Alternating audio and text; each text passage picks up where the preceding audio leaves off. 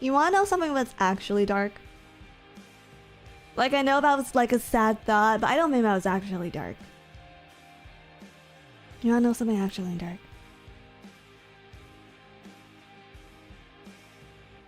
Yeah, I mean like truly, truly vile. Like genuinely might make you rethink the worth of humankind. Tell us. Like, I'm not talking about Made in Abyss or like Berserk Dark, okay? I'm thinking genuinely fucking soul crushing. Do your worst. Okay?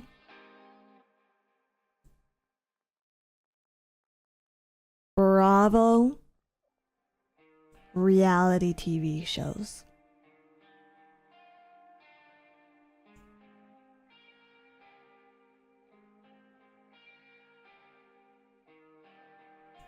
Modern Bravo reality TV has gone dark. Yuck. What the fuck? What about... No, I'm being fully dead ass.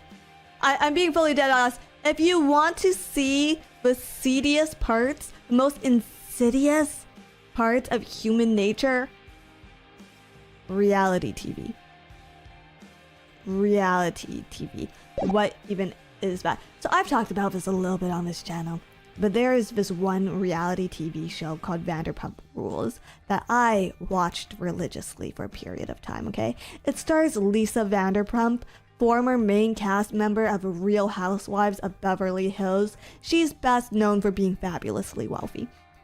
And it stars her and her kitchen minions, also called employees. And so the show aired for like 11 seasons. It's currently being rebooted for a 12th, which is insidious of itself, because they hired a guy who has the same name of a former cast member, has the same style as another cast member, and has the same face as another cast member, and all of them are the worst.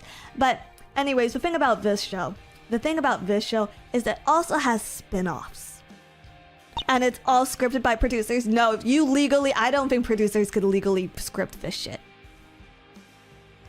In fact, the only reason that this show had 11 seasons is that the people on this show were so vile off-season, were so awful off-season, that it made headlines, it made news, and the producers went, holy shit, we need to make that into television, and picked up the cameras again, got extended budget for a dying show, and shot an 11th season. You want to blame producers so bad. You want to blame producers and say none of this could happen in real life? No. No, it's worse than fiction. It is so much worse than fiction. Okay, so what happens with the spin-off? So this spin-off is called, and stay with me here, chat. If you get to the end of this recap, I'll give you I'll make it worth your while, okay? I'll give you a big old sloppy spoiler for Phase Connect Future. Okay, but stay with me here.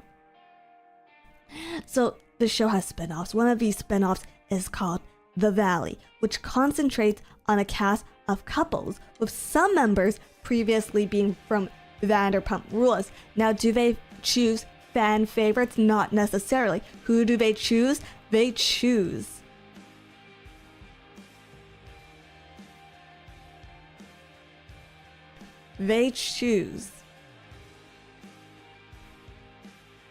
two cast members with the worst criminal history caught on cameras. And their partners, of course. And so they just wrapped up the second season of this show. And I honestly wouldn't be shocked if some episodes will eventually get pulled because of how vile it is and the fact that it's probably going to be used as evidence in the court of law very, very soon. And we'll get into that. Like, the first episode of this season of this stupid reality show opens in the middle of two cast members in a messy divorce. These are two former cast members from Vanderpump Rules, Jax and Brittany, right? You're gonna want to remember these names. Jax and Brittany. What show is this? It's called The Valley. Not to be confused with the movie The Valley, though I'm sure both are equally horrific. But anyways, Jax and Brittany, right? So we the audience, have known them for like the better part of like 2 decades at this point, if not longer. They've been on TV for a while now, okay? And Jax and Brittany have an autistic nonverbal son, which is important for me to share later on in the story, so you understand how vile the situation actually is, right? But we open with a fight between the two of them because Jax goes through his nonverbal son's iPad and finds sext between Brittany, who he is already separated from, right? And some guy who he claims is his best friend, but we've never met on any of the shows that he's been on. And he has been on TV since like the OC. Okay, he's been on TV since all the way back. But we've never met this guy, but he claims this is his best friend. Brittany I know is vile. But then Jax throws an entire fucking table. Kind of over, kind of at her. It's hard to tell with him. This is all on camera, by the way. Right?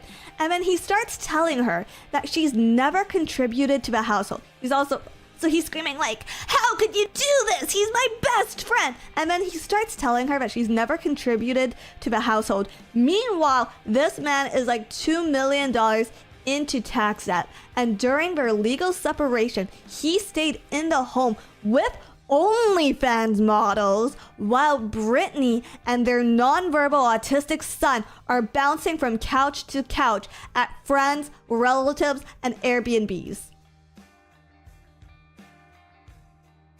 And so this makes Brittany really upset because she's just, the only reason she's still on the show is because she needs to earn money to pay for her son's medical fees. But this makes Brittany get really upset, and she screams at Jax, "You have a coke problem!" To which he responds, "Oh, like you've never done any yourself?" And then she hits him with, probably because, you know, couch surfing and supporting their son takes precedence. "Oh, let's do a drug test then. I know I'll pass. How about you?" And this is where you kind of catch on to the fact that he would not pass a drug test.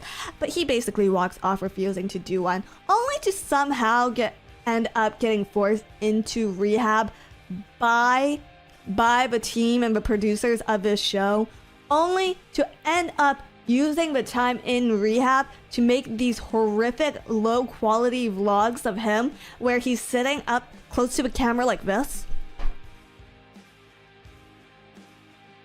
And he seems incredibly coked out, and he's detailing about how rehab has changed him and how he wants to get his family back together.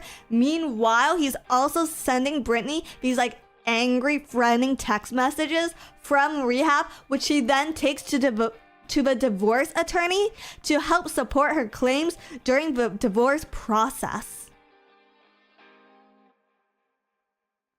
To which the divorce attorney reacts in sheer terror, which, okay, I assume divorce attorneys have seen a lot of bad stuff, right? Right? How bad do you have to be?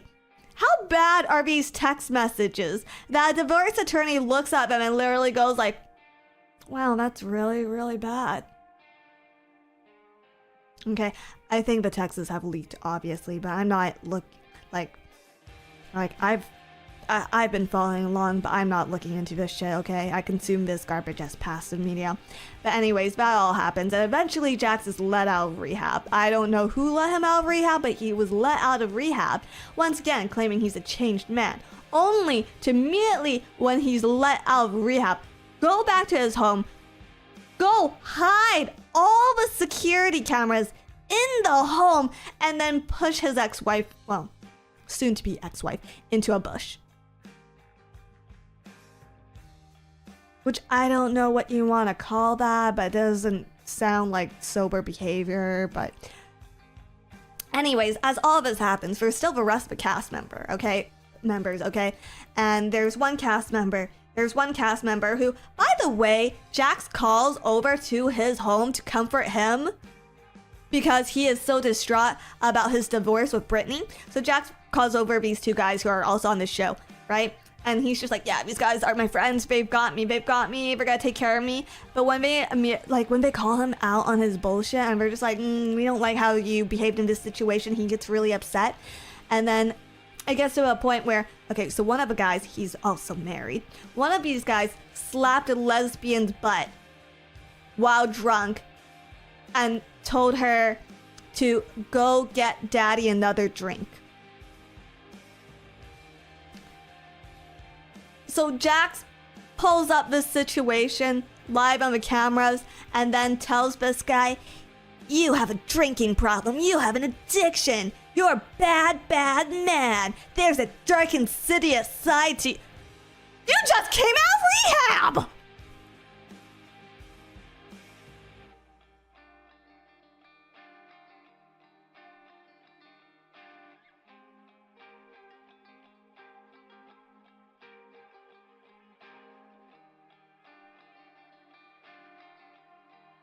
And so that basically summarizes half the season.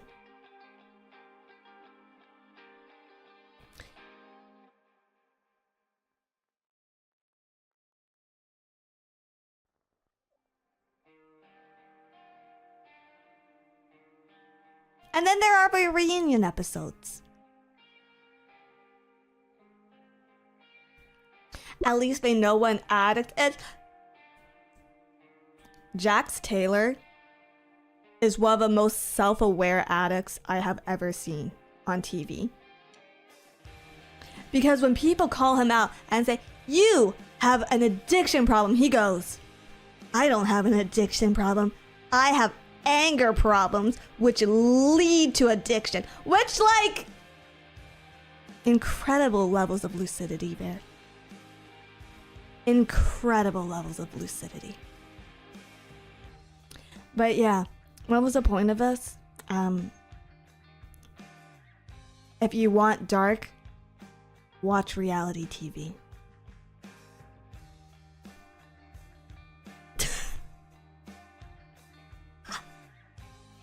And I'll see you then. I'll miss you till next time, okay? Bye.